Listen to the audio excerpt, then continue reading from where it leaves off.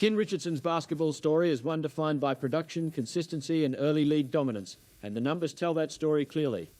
Born in Zanesville, Ohio in 1950, Richardson developed into a powerful 6'6" forward at Ohio Dominican University. In just 2 collegiate seasons, he scored more than 1,200 career points, placing him among the school's top scorers of his era and establishing himself as a high-volume offensive threat. Rather than pursuing an uncertain NBA pathway, Richardson chose a new opportunity, arriving in Australia in 1974. He joined the West Adelaide Bearcats in the South Australian State League and made an immediate statistical impact.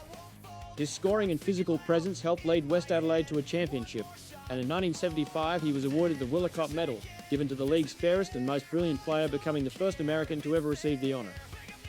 By the time the National Basketball League was formed in 1979, Richardson was already an established star, and the stat sheets were about to reflect that on a national stage. The inaugural NBL season of 1979 marked the statistical peak of Ken Richardson's career. Across 18 games, Richardson averaged an outstanding 26.2 points per game, a figure that ranked second in the entire league.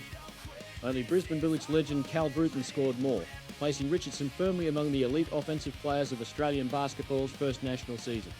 At a time when defensive play was physical and possessions were limited, averaging more than 26 points per game represented true dominance.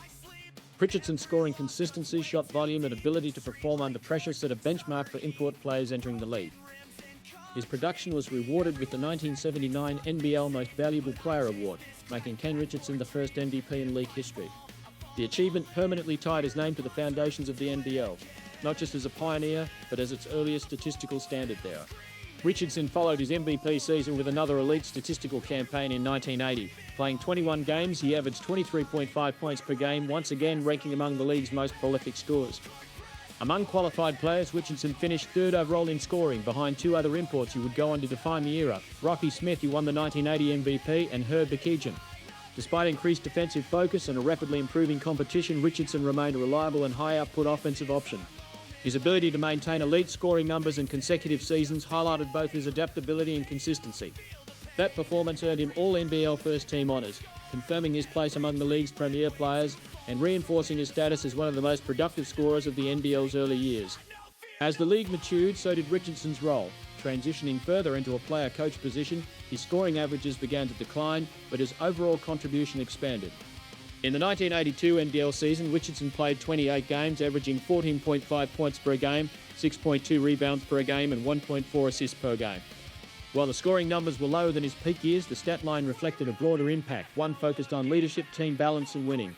That season culminated in West Adelaide capturing the 1982 NBL Championship, the only national title in the club's history. Richardson's shift from primary scorer to experienced leader proved instrumental in that success, demonstrating that his value extended beyond points alone.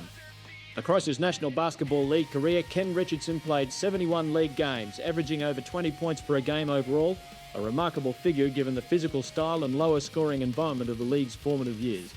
His resume includes the first NBL Most Valuable Player, multiple top 3 league scoring finishes, All-NBL First Team honours, and a championship-winning player-coach role.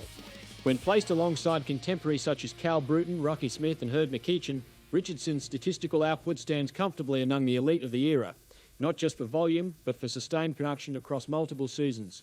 Ken Richardson's legacy isn't built on highlights alone. It's built on rankings, averages and results, numbers that helped shape the early identity of the NBL and set the standard for the generations that followed.